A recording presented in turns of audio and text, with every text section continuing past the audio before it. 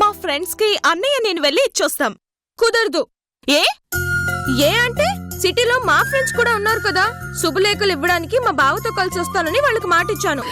సరే, మీరు ఎవరితో వెళ్లి పెళ్లి కార్డులు పంచుతారో మీ ఇష్టం. నేను మాత్రం ఒకే ఒక్కళ్లకు కార్డు ఇవ్వాలి. ఇల్లు అలకగానే పండుగ కాదు, పందిరి వేయగానే పెళ్ళైపోదు కదా. ఏయ్, నీ ఊడత ఊపులకు భయపడి పెళ్లి ఆపు చేస్తాననుకోవడం కేవలం నీ భ్రమే. ఛ! నీతో ఇంతసేపు మాట్లాడడమే టైం వేస్ట్. ఏం చేసుకుంటావు చేసుకో.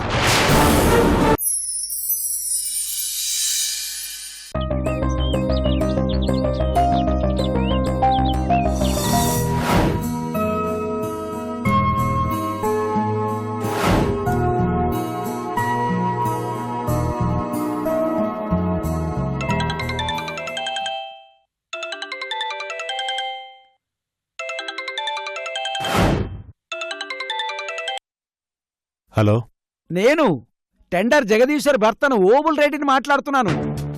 జగదీశ్వరి మాట్లాడుతుందంట, ఇస్తున్నాను ఉండండి. జగదీశ్వరి. హలో రఘు, ఎలా ఉన్నారు? రఘు గారు అని గౌరవంగా పలకరించే నువ్వు ఇప్పుడు రఘు అని పలకరించావు అంటే నువ్వు ఎదిగావని నాకిండైరెక్ట్గా చెప్తున్నావు. మాట్లాడడం లేదేంటి? గుర్తుపట్టలేదా? నేను tender Jagadeeswari.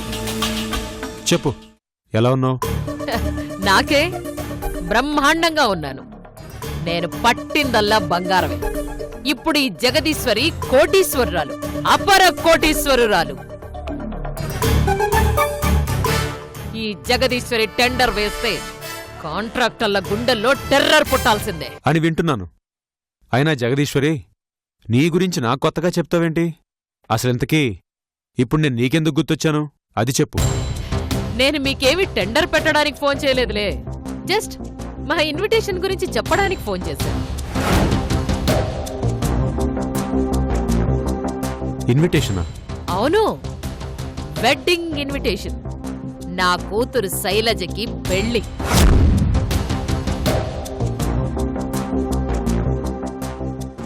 Oh, congratulations. Thank you. And one more thing, personal గా పిలిచే టైం లేకే ఫోన్ ద్వారా ఇన్వైట్ చేయాల్సి వచ్చింది. Marriage date, time and address మీ ఫోన్కి మెసేజ్ వస్తుంది. ఓకే. పిలిచింది ఫోన్లోనే కదా అని లైట్గా తీసుకోవద్దు. కాల్ చేస్తోంది మినిస్టర్ మాణిక్య వరప్రసాద్ గారికి, కాబోయే వియ్యపురాలు అన్న విషయం గుర్తుంచుకోవాలి.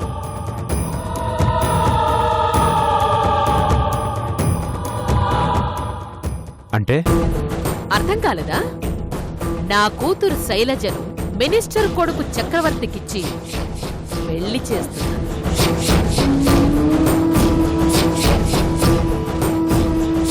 ఓ, దట్స్ గ్రేట్. అయితే నీకు డబుల్ కంగ్రాట్స్ జగదీశ్వరి. పెళ్లికి రాకుండా కంగ్రాట్స్తో సరిపెట్టాలి అని అనుకుంటున్నారేమో. అదేం కుదరదు. నేను పర్సనల్గా ఇన్వైట్ చేసిన అతి తక్కువ మందిలో మీరు ఒకరు. తప్పకుండా వస్తాను. వస్తాను అంటే ఒంటరిగా రావడం కాదు, ఫ్యామిలీతో కలిసి రావాలి. ఎందుకంటే మినిస్టర్ గారితో పరిచయం. అది ఫ్యూచర్లో మీకు ఎంతకైనా ఉపయోగపడచ్చు. ఏమంటారు రఘు? అలాని కాకపోయినా గుర్తుపెట్టుకుని మరీ పెళ్లికి పిలిచావు కాబట్టి ఫ్యామిలీతోనే తప్పకుండా వస్తా జగదీశ్వరి. Thank you. బాయ్.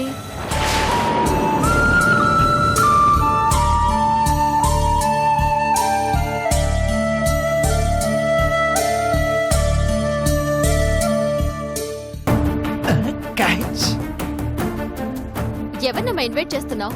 ఒకప్పుడు కూటికి కూడా గతిలేని మనిషి ఈరోజు కోటీశ్వరరాలైంది. అంతేకాకుండా తన కూతురు శైలజని మినిస్టర్ మాణిక్య వరప్రసాద్ లేడు, ఆయన కొడుక్కిచ్చి పెళ్లి చేయబోతోంది. రఘు అని సొసైటీలో పేరు పలుకుబడి ఉన్న బిగ్ షాట్. చెప్పారు కదా, నా గతం తెలిసిన అతి తక్కువ మందిలో ఇతను ఒక. శైలజని నా కన్న కూతురు అని నమ్మదగ్గ వ్యక్తుల్లో ఇతను ఒకడు. రేపు పెళ్లిలో ఎవరైనా శైలజ మా అమ్మాయి అని వచ్చినా లేక పెళ్ళయ్యాక ఇది చచ్చినా గుడ్డిగా నమ్మి అమాయకంగా మన పక్కన నిలబడ్డానికి బాగా పనికొస్తాడు. సొసైటీలో జగదీశ్వర్కున్న రేంజ్ ఏంటో చూపించుకోవడానికి మనల్ని కూడా పెళ్లికి ఇన్వైట్ చేసింది. అంతేకాకుండా ఆ మినిస్టర్తో మనకి పరిచయం అయితే మనకే వెళ్ళిపోతుందని సలహా కూడా ఇచ్చింది. అంత గొప్పలు చూపించుకోవాలని ఆవిడ పిలిస్తే మనం వెళ్ళాలంటావా రఘు? వెళ్ళాలి రెక్క. ఎందుకంటే పెళ్లి చేసుకోబోతున్న ఆ జంటని ఆశీర్వదించడానికైనా మనం వెళ్ళాలి. అంతేకాకుండా ఆ మినిస్టర్తో మనకి పరిచయం అయితే మనకి తెలిసిన వాళ్ళకి ఎవరికైనా ఆ మినిస్టర్ వల్ల హెల్ప్ అవ్వచ్చు. అందుకైనా వెళ్ళాలి. వెళ్దాం. మీ ఇష్టం రఘు.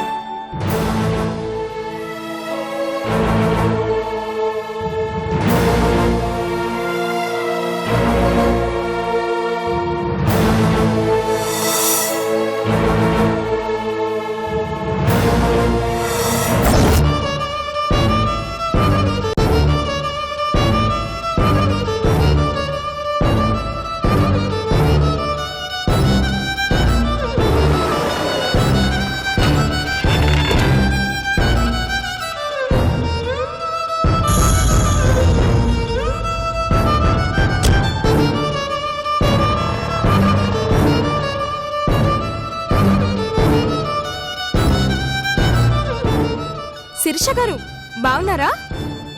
ఏంటి ఎలా వచ్చారు?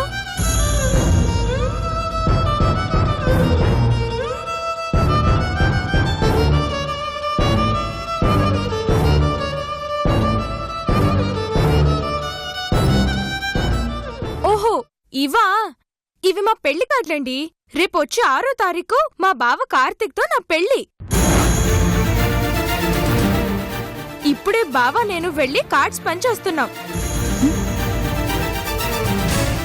హారిక మీకు కూడా కార్డ్ ఇచ్చుంటుందనుకున్నానే, ఇవ్వలేదా? పోనీలే, మీరే వచ్చారు కదా, లోపల అందరూ ఉన్నారు, రండి. అందరితో కూర్చొని కబుర్లు చెప్పుకోవడానికి నేను రాలేదు, నీతో మాట్లాడడానికి వచ్చాను.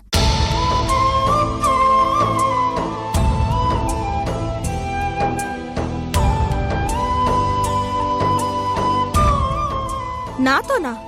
ఏం మాట్లాడాలి? పెళ్లి పెళ్లి అని తెగ సంబరపడిపోతున్నావు కదా, ఆ పెళ్లే నీ జీవితానికి శాపంగా మారిపోతుందని చెప్పడానికొచ్చాను.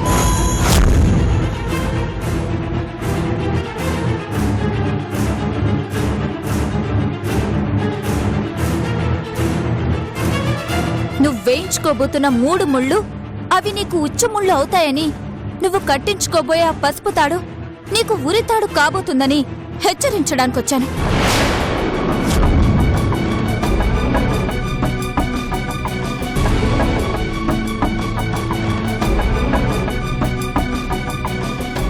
మీరేం మాట్లాడుతున్నారో నాకేం అర్థం కావడం లేదు. మా బావతో జరిగిపోయే నా పెళ్లి నాకు శాపం ఎలా అవుతుందో అసలు అర్థం కావడం లేదు.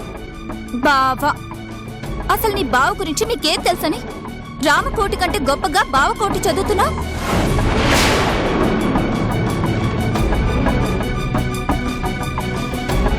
మా బావ చదువుకున్నవాడు, సంస్కారవంతుడు, అందగాడు, అందులోనూ నన్ను అపురూపంగా ప్రేమిస్తున్నవాడు. ఒక్క మాటలో చెప్పాలంటే ఆ సుగుణాభి రాముడిలో ఉన్న సుగుణాలన్నీ మా బావలోనే ఉన్నాయి. ఏ ఆడపిల్లైనా ఎంతకంటే ఏం కోరుకుంటుంది చెప్పండి? అందగాడు, ఆ ఒక్కటి తప్ప మిగతావన్నీ అబద్ధం.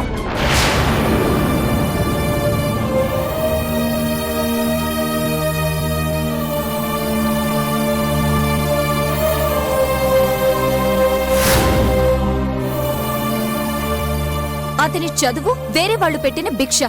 ఇక సంస్కారం అనే పదానికి అతనికి అర్థమై తెలీదు. ప్రేమ అనేది అతని దృష్టిలో ఒక ట్రాష్. నువ్వనుకున్నట్టు అతను సుగుణాల రాముడు కాదు, శృంగార రాముడు.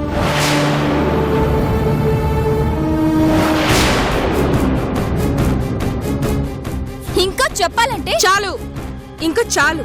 నువ్వు ఎవరి గురించి మాట్లాడుతున్నావో, ఎవరి ముందు మాట్లాడుతున్నావో తెలుసా? తెలుసు. ఒకరిని ప్రేమించి పెళ్లి చేసుకుని ఇప్పుడు మరొకరి మెళ్ళో తాళి కట్టబోతున్నా ఒక మోసగాడి గురించి మాట్లాడుతున్నానని తెలుసు.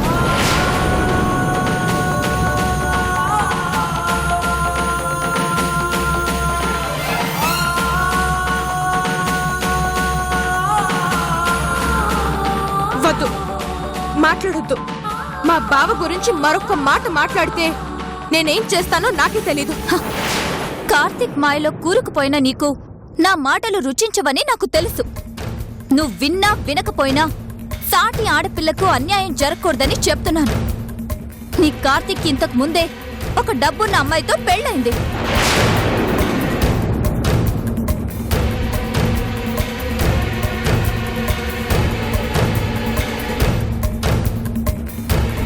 ఆ అమ్మాయి దయా దాక్షిణ్యాలతోనే నీ బావ ఫారెన్ వెళ్లి పెద్ద చదువు చదువుకొని వచ్చాడు.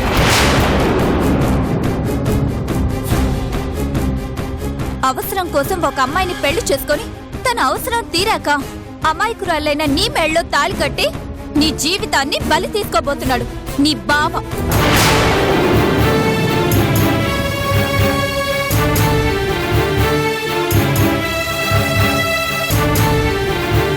ఆ విషయం తెలియక తల ఉంచుకొని తాళి కట్టించుకోవడానికి గొర్రెలా నువ్వు వరలు చాచుకుని కూర్చున్నావు.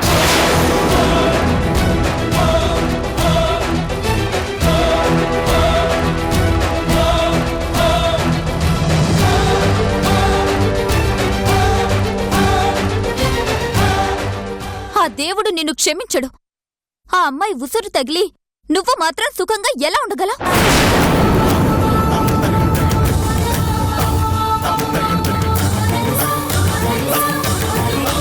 తప్పు జరిగిపోయిందని జీవితాంతో నువ్వు కుళ్ళి కుళ్ళి ఏడుస్తూ కూర్చునే కంటే ఆ తప్పు జరగకుండా జాగ్రత్త పడు. ఈ పెళ్లికి ఇంతటితో ఫుల్ స్టాప్ పెట్టించు.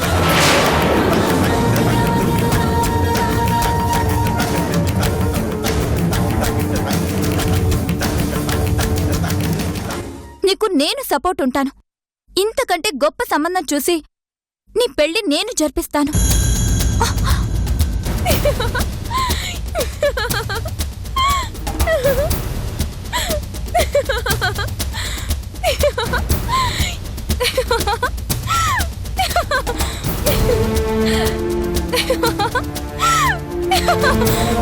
అయిపోయిందా? చెప్పడం పూర్తిగా అయిపోయిందా? ఇంకేమైనా ఉందా? అంతా మా అత్తయ్య చెప్పినట్టే యాసిటీస్ గా చెప్పావు. మీ అత్తయ్య చెప్పిందా? ఏం చెప్పింది? నువ్వు మా బావని ప్రేమించావని, మా బావని ప్రేమని ఒప్పుకోలేదని, ఆ కోపంతో పెళ్లి చెడగొట్టడానికి ఏదో ఒక రోజు నువ్వు ఇలా వస్తావని అన్ని అత్తయ్య ముందే పూసగుచ్చినట్లు చెప్పింది. మీ అత్తయ్య ఇలా చెప్పిందా? అవును, నువ్వు అస్సలు ఊహించలేదు కదూ. అసలు మీ అత్తయ్య ఒక పెద్ద ఫ్రాడ్. ఆపు, అంతటితో ఆపు. వాళ్ళ గురించి నువ్వు ఇంకొక మాట మాట్లాడితే నా సమాధానం మాటల్లో ఉండదు.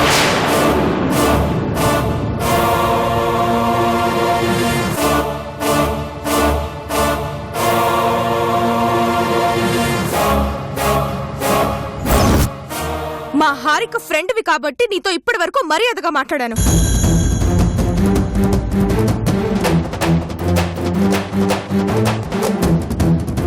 లేదంటే ఈ పాటిగా ఈ అనకాపల్లి కనక మహాలక్ష్మి చేతిలో నువ్వు ఇత్తడైపోయేదాన్ని.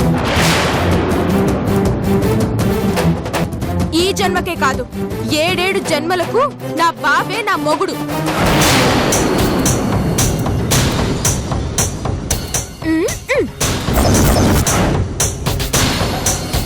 అర్థమైందిగా? ఇక వచ్చిన దారినే వెళ్ళు. పోవే. మహాలక్ష్మి, నేను చెప్పేది విను. చెప్తే అర్థం కదా నీకు? వచ్చిన దారినే వెళ్ళు.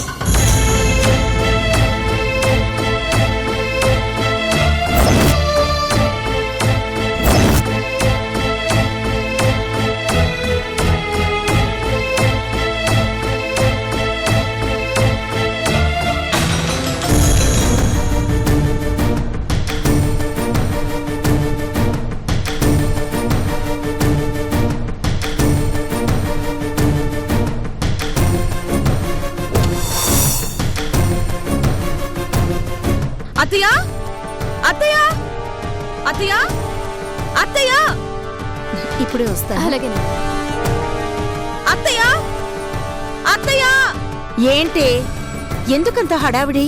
అత్తయ్య, ఆ శిరీష వచ్చింది. వచ్చిందా? ఏది? రావటం, మన దెబ్బకి తోక ముడుచుకొని పారిపోవడం అంతా అయిపోయింది. అదే అత్తయ్య, నువ్వు చెప్పినట్టు తను వచ్చి బావకు మరో అమ్మాయితో పెళ్ళైందని నమ్మించాలని చూసింది. పెళ్లి చేసుకుంటే నా జీవితం నాశనం అయిపోతుందని భయపెట్టింది. అది వినకపోతే బెదిరించే ప్రయత్నం కూడా చేసింది. అవునా? అవునత్తయ్య, అదలా మాట్లాడుతుందని ముందే నువ్వు చెప్పకపోయింటే పెళ్ళాగిపోవడం ఏమో గాని దాని మాటలు వినడంతోనే నా ప్రాణాలు పోయిండేవి. నేనంటే నీకు ఎంత ప్రేమో కదా. థ్యాంక్స్ అత్తయ్య.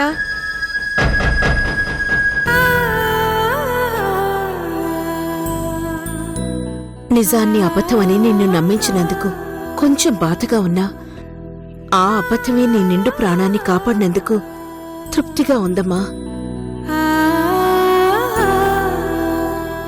అత్తయ్య, ఒక అమ్మాయి బావని కోరుకుంటుందని బాధగా ఉన్నా అంత పెద్ద కోటేశ్వరాలికి దక్కని బావ నాకు దక్కుతున్నందుకు గర్వంగా ఉంది అత్తయ్య.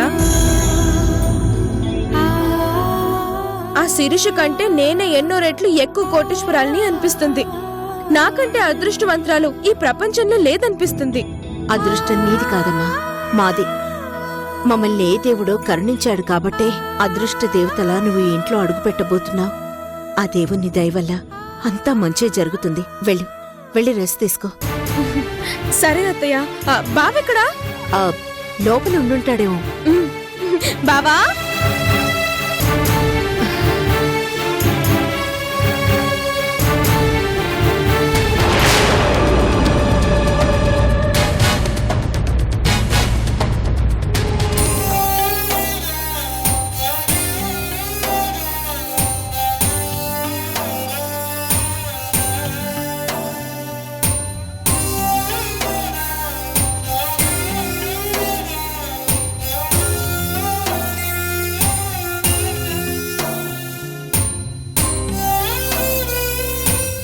ఆ శిరీష ఏ రూపంలోనో వచ్చి ఈ పెళ్లి ఆపుతుందేమోనని భయపడ్డాను.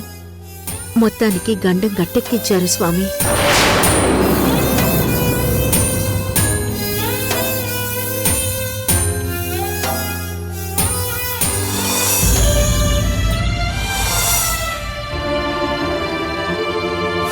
తల్లి దైవంతో సమానం అంటారు. ఈ తల్లి ఆశీస్సులతో జరుగుతున్న పెళ్ళది. ఆపటం నీ తరం కాదు కాబట్టి పెళ్లి ఆపాలనే పిచ్చి ప్రయత్నాలు మానుకుంటే పెళ్లి చూసే అదృష్టమైనా దక్కుతుంది.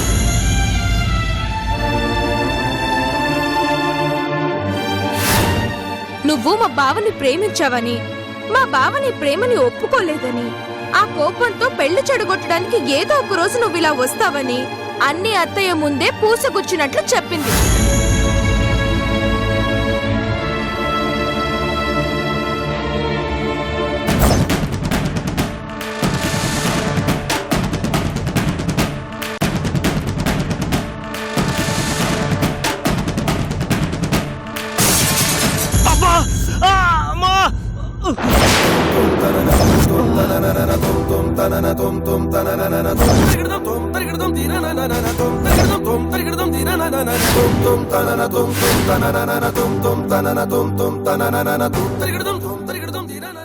సారీ కార్తీక్.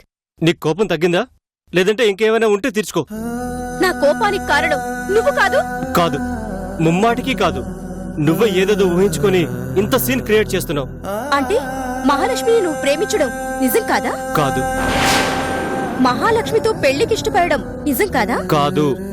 కాదు అంటే మరి పెళ్లి కాకుండానే సంక్రాంతి పండగకు అల్లుడుగా ఎందుకెళ్ళినట్టు? మహాలక్ష్మితో కలిసి ఆడుతూ పాడుతూ ఆ రొమాంటిక్ పోజులేంటి? అవేం నాకు తెలియదనుకుంటున్నావా కార్తీక్? నువ్వు చూసింది నటన, నేను చెప్తుంది నిజం. నా శిరీష కోసం జీవించడానికి కొంతమంది కోసం నటించాల్సి వచ్చింది. ఇప్పటికీ నటిస్తూనే ఉన్నా. ఈ నటనకు ముగింపు ఏంటో నాకే తెలియడం లేదు.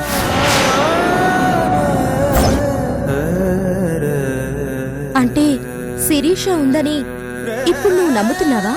ఇప్పుడేంటి, ఎప్పుడో నమ్మాను. ఆ క్షణం నుండి నా ప్రతి మూమెంట్లోనూ నా శిరీషానే ఉంది.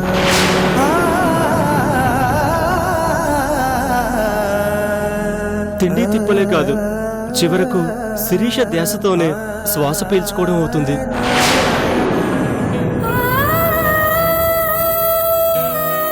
శిరీష ఊహల్లో ఉన్న నాకు మహాలక్ష్మిని శిరీషగా భ్రమపడి తనతో చనువుగా మసులుకున్న సందర్భాలు కూడా ఉన్నాయి. ఆ సందర్భాలను ఒక్కొక్కరు ఒక్కో రకంగా అర్థం చేసుకున్నారు. అవును కార్తీక్, నేను అపార్థం చేసుకున్నాను. మహాలక్ష్మి అయితే నేనిష్టపడుతున్నాను, ప్రాణంగా ప్రేమిస్తున్నాను అనుకుని పిచ్చి పెంచుకుంటుంది. నువ్వు ప్రేమిస్తుంది, ఆరాధిస్తుంది, ఎదురు చూస్తుంది శిరీష కోసమే అయినప్పుడు ఆ విషయం తేల్చి చెప్పొచ్చు కదా. అది అయ్యింది. అమ్మకు చెప్పాను. అందుకు అమ్మ ఈ పెళ్లి జరగకపోతే అందరం కట్టకట్టుకుని చేస్తామని కిరోసిన్ పోసుకొని బెదిరించింది. ఎక్కడుందో, ఎలా ఉందో, ఎప్పుడొస్తుందో, అసలు వస్తుందో రాదో తెలియని శిరీష కోసం అమ్మను చంపుకోవడం ఇష్టం లేక, అలా అని మహాలక్ష్మిని చేసుకోవడం ఇష్టం లేక క్షణక్షణం ఎంత నరకం అనుభవిస్తున్నానో నాకు ఆ భగవంతుడికే తెలుసు. ఒకవేళ మహాలక్ష్మితో పెళ్ళైపోయాక శిరీష తిరిగి వస్తే తనకే ఆన్సర్ చెప్తా? దానికి నా దగ్గర నిజంగా ఆన్సర్ లేదు.